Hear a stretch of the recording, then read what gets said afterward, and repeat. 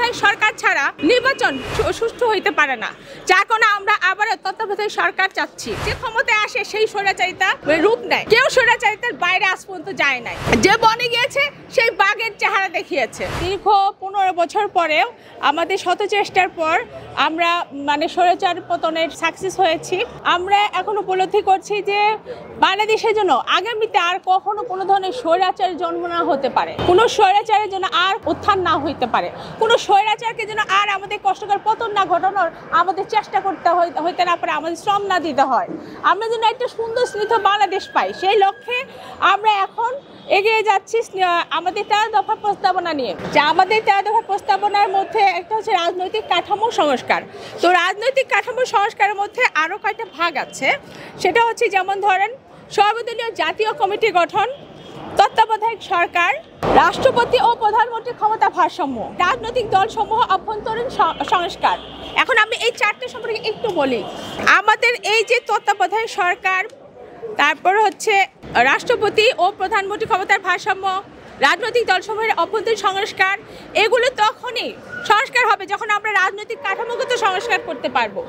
তো এই জন্য আমরা শুরুতে রাজনৈতিক কাঠামোগত সংস্কার চেয়েছি। সর্বদলীয় কমিটি গঠন করলেই আমাদের রাজনৈতিক কাঠামোগত সংস্কার সম্ভব, এছাড়া সম্ভব নয়।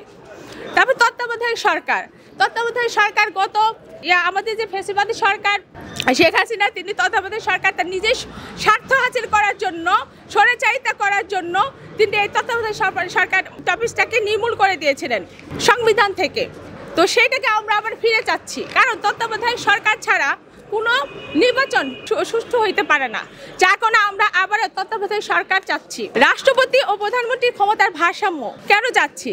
আমাদের দেশে খেয়াল করলে দেখবেন যে প্রধানমন্ত্রী থাকলে রাষ্ট্রপতির কোনো ক্ষমতাই থাকে না, উনি নামে মাত্র রাষ্ট্রপতি। রাষ্ট্রপতির কোনো ক্ষমতা থাকে না, রাষ্ট্রপতির কোনো সাইনেরও ক্ষমতা থাকে না। রাষ্ট্রপতি যদি কোনো সাইন না করেন 90 দিন পার হলেও এটা অটো সাইন হয়ে যায়, এটাই সাংবিধানিক রুল করা। কিন্তু রাষ্ট্রপতির যদি ক্ষমতা নাই থাকে তাহলে রাষ্ট্রপতি দিয়ে রাখছে কেন?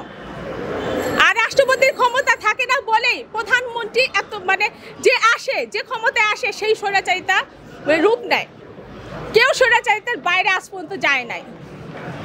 যে বনে গিয়েছে সেই বাঘের চেহারা দেখিয়েছে।